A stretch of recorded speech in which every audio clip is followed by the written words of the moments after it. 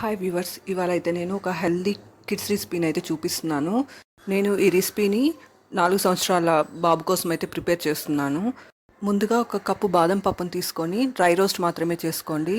ఒక కప్పు బాదం పప్పుని పెనంలో వేసి బాగా రోస్ట్ చేసుకోవాలి. ఇవి బాగా వేగాక ఒక ప్లేట్లోకి అయితే ట్రాన్స్ఫర్ చేసేసుకోవాలి. మంటని తక్కువ ఫ్లేమ్లో ఉంచుకొని మాత్రమే డ్రై రోస్ట్ చేసుకోవాలి, లేదంటే మాడిపోతాయి. బాగా వేగాక ఒక ప్లేట్లోకి ట్రాన్స్ఫర్ చేసేసుకోవాలి. మీరు ఏ కప్పుతో అయితే బాదం పప్పును తీసుకున్నారో అదే కప్పుతో జీడిపప్పును కూడా తీసుకొని డ్రై రోస్ట్ చేసుకోవాలి.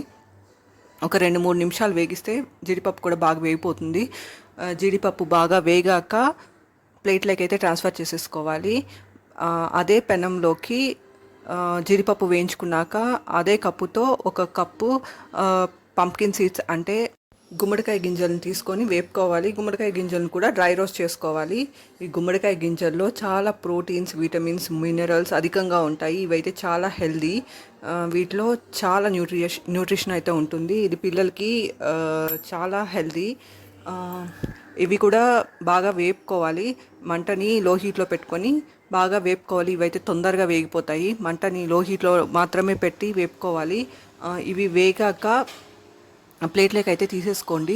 ప్లేట్లోకి తీసుకొని అదే పెనంలోకి సన్ఫ్లవర్ సీడ్స్ అంటే పొద్దుతిరుగుడు గింజల్ని కూడా వేసుకొని బాగా ఫ్రై చేసుకోవాలి.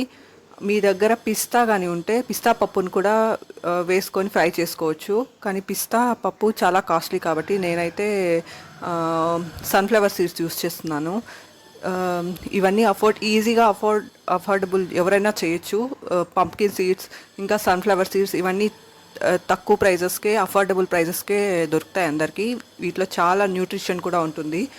ఇందులో మంచి హెల్దీ ఫ్యాట్స్ ఉంటాయి. ఇవి హార్ట్ కూడా చాలా మంచిది. పంప్కిన్ సీడ్స్, సన్ఫ్లవర్ సీడ్స్ ఇవన్నీ చాలా హెల్దీ నట్స్.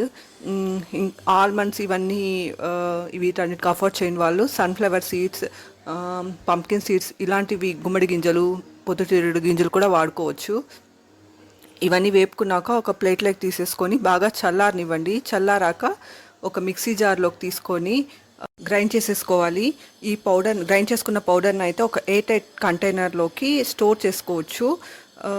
ఈ పౌడర్ని మిల్క్తో కలిపించామంటే పిల్లలకి చాలా హెల్దీ. మిక్సీ జార్లో వేసుకొని పౌడర్ చేసి ఎయిర్ టైట్ కంటైనర్లోకి లేదంటే స్టీల్ కంటైనర్లో కూడా వేసేసి స్టోర్ చేసేసుకోవచ్చు. ఈ పౌడర్ని పాలతో కలిపి జాగరీ పౌడర్, నేనైతే ఈ జాగరీ పౌడర్ని యూస్ చేస్తున్నాను. అంటే ఈ బెల్లం పొడిని యూస్ చేసి మిల్క్ అయితే హెల్దీ వేలో తయారు చేసి ఇస్తాను మా పిల్లలకి. పాలు అయితే ఫస్ట్ హీట్ చేసి పాలు వేడయ్యాక అందులోకి బెల్లం పౌడర్ని కొంచెం వేసి అందులోకి మనం ఇప్పుడు రెడీ చేసుకున్న డ్రై నట్ పౌడర్ని అయితే వేసి పాలు కాగాక పాలతో పాటు జాగరీ పౌడర్ అంటే బెల్లం పౌడర్ని ఇంకా మనం ఇప్పుడు డ్రై రోస్ట్ చేసుకున్న డ్రై నట్ పౌడర్ని కలిపించామంటే పిల్లలకి చాలా హెల్దీ.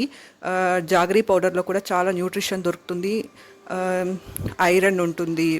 జాగరీ పౌడర్లో చాలా విటమిన్స్, మినరల్స్ అధికంగా ఉంటాయి. యాంటీ ఆక్సిడెంట్స్ కూడా అధికంగా ఉంటాయి. ఇందులో విటమిన్ సి కూడా ఉంటుంది. సో డ్రై నట్స్ యూస్ చేసి ఇలా జాగరీ కలిపించామంటే పిల్లలు చాలా హెల్దీగా ఉంటారు. ట్రై చేసి చూడండి.